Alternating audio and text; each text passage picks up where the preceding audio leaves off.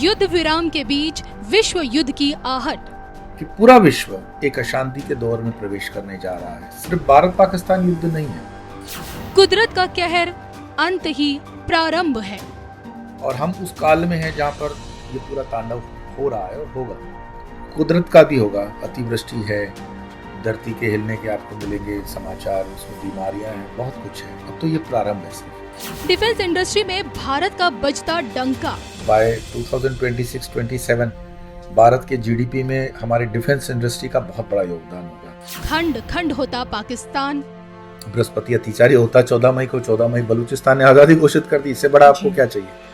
4 दिन बाद में सिंधु देश ने अपनी आजादी घोषित कर दी। बैक टू बैक ग्रहण के साए में मचने वाली तबाही की तस्वीर स्वामी यो ने दिखाई धर्म ज्ञान पर। हमारे साथ एक ऐसी प्रभावशाली शख्सियत मौजूद है जिनका चेहरा इन दिनों पूरी दुनिया में छाया हुआ है। आइए स्वागत करते हैं हम स्वामी योगेश्वरन गिरी महाराज जी का, जिन्हें हम स्वामी योग के नाम से ज्यादा जानते हैं। स्वामी जी, स्वागत है आपका एक बार फिर से। नमस्कार, नमो नारायण। आप सबका भी बहुत बहुत धन्यवाद, अभिनंदन।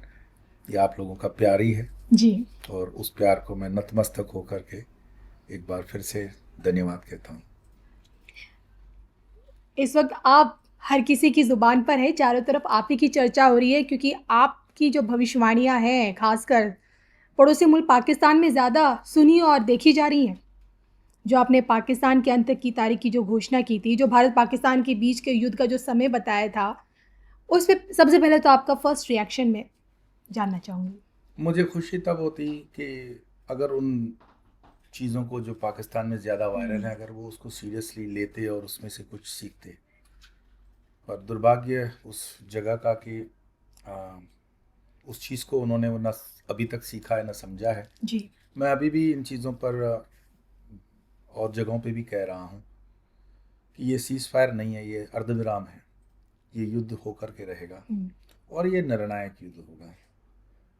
और इसमें से मानवता के नाम पे भी अगर हम कुछ करना चाहते हैं तो अपने जिसको कहते हैं ना अधर्म के मार्ग को छोड़कर धर्म में आ जाना। हमारे लिए तो कोई भी जान की हानि, किसी की मृत्यु, किसी तरह की अशांति भारत की कभी वो नीति नहीं रही है, सनातन की कभी वो नीति नहीं रही है। लेकिन जैसे कृष्ण कहते हैं कि जब धर्म को लास्ट कॉल जिसको कहते हैं ना कि अंतिम कोई विकल्प न बचे तो युद्ध ही फिर विकल्प है, तो कर लेना चाहिए। और ये युद्ध भी एक कर्म है और उस कर्म को बखूबी वर्तमान की जो नीतियां हैं, सरकार है, वो कर रही है।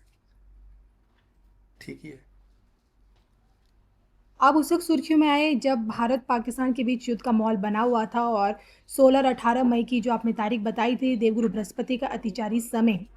अब युद्ध विराम की लकीर खींची जा चुकी है, लेकिन आप अभी भी अपनी भविष्यवाणी पे टिके हुए और आपने कहा कि युद्ध होकर रहेगा, और इसके लिए अब आप जुलाई अगस्त का समय दे रहे हैं और वो भी पाकिस्तानियों को। इसके पीछे की गृहचाल, इसके पीछे का तर्क आपसे जानना चाहूँगी।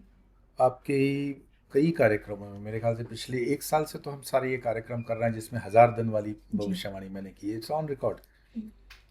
1000 दिनों में से करीब करीब 29 मार्च 2025 से आप षडग्रही योग से अगर अपनी यात्रा प्रारंभ मानते हो तो 28 तक तो ये यात्रा चलेगी। उसमें से पहले 100 दिन के अंदर ही आपने देख लिया कि क्या हो रहा है।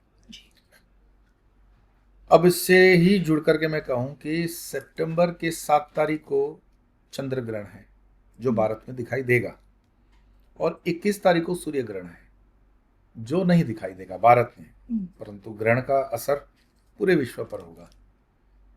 तो ये सितंबर का चंद्र ग्रहण और ये सूर्य ग्रहण, ये और बृहस्पति की जो अतिचारी दशा है प्लस मंगल की महादशा वाला जो इसमें पड़ता है, उसको काफी कुछ बल देता है कि पूरा विश्व एक अशांति के दौर में प्रवेश करने जा रहा है। सिर्फ भारत पाकिस्तान युद्ध नहीं है।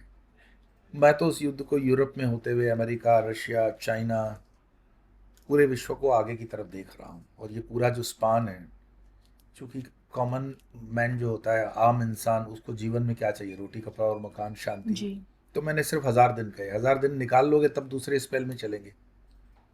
तो मान लीजिए कि पहला 1000 दिन है, उस 1000 दिन के बाद फिर आपका 27 से लेकर के 33 तक दूसरा स्पेल है, और 2033 से 2039 जो है वो भारत का पीक वहाँ पे गुरु सत्ता में स्थापित हो गया भारत। लेकिन इस चीज़ को समझने, सोचने और देखने के लिए 2000 वर्तमान की जो तारीख है उसके 1000 दिन निकालना बहुत ज़रूरी है। और ये 1000 दिन मैं हमेशा कहता हूँ धर्म से लगे रहो। मेरे चैनल पे भी जितने भी वीडियोज़ हैं उसमें मैं भाई यही कहता हूँ कि सनातन की ये ताकत है कि आप निकल सकते हो, डरने की बात नहीं है, डिप्रेशन की बात नहीं है। और हम उस काल में हैं जहाँ पर ये पूरा तांडव हो रहा है और होगा, कुदरत का भी होगा। अतिवृष्टि है, धरती के हिलने के आपको मिलेंगे समाचार, उसमें बीमारियां हैं, बहुत कुछ है। अब तो ये प्रारंभ है सिर्फ जी। और ये एक प्रारंभ है और उसमें हम अपने आप को कैसे सशक्त कर सकते हैं, हमारे हाथ में है, हम कर सकते हैं। आप 2039 तक बता रहे हैं कि विश्व गुरु के तौर पर हमें देखने को मिलेगा भारत। जी। 2032 तक की भी आपने हमें पिक्चर दिखाई, लेकिन अभी जो आप कह रहे हैं ये जो 1000 दिन है ये पहले हमें निकालना बहुत ज़्यादा ज़रूरी है, क्योंकि इन्हीं 1000 दिन में हमें तबाही दिखेगी। तो मैं क्या हम आपकी इन बातों को इस तरह से देखें कि इन्हीं 1000 दिनों में तबाही का मतलब क्या तृतीय विश्व युद्ध की तस्वीर साफ देखने को मिलेगी? क्योंकि देखिए ना स्वामी जी, जब भी तृतीय विश्व युद्ध की बात आती है, हम जो आज की जो यंग जनरेशन है वो सीधा उसे न्यूक्लियर वॉर से ही जोड़ती है। फिर जो बहुत ही विशेषज्ञ होते हैं, जो डिफेंस विशेषज्ञ होते हैं, वो कहते हैं न्यूक्लियर वॉर कैसे पॉसिबल है? न्यूक्लियर वॉर में तो पूरी धरती खत्म हो जाएगी। मैं भी नहीं कह रहा हूँ कि कोई पूरा विश्व ख़त्म होने वाला है। मैं भी ये नहीं कह रहा हूँ कि कोई ऐसा फुल फ्लेज न्यूक्लियर वॉर होगा। लेकिन हाँ, न्यूक्लियर वॉर के ऊपर ब्लैकमेलिंग तो हो ही रहा है। और आपने देखा ये विश्व में पहली बार ऐसा हुआ। रशिया और यूक्रेन के वॉर में लोगों ने सोचा था कि रशिया ये वॉर 15-20 दिन में पूरी कर लेगा, यूक्रेन हार जाएगा जी। लेकिन नाटो फोर्सेस और अमेरिका ने उसको और आगे में घी डालने का काम किया और ये वॉर लंबी चली गई।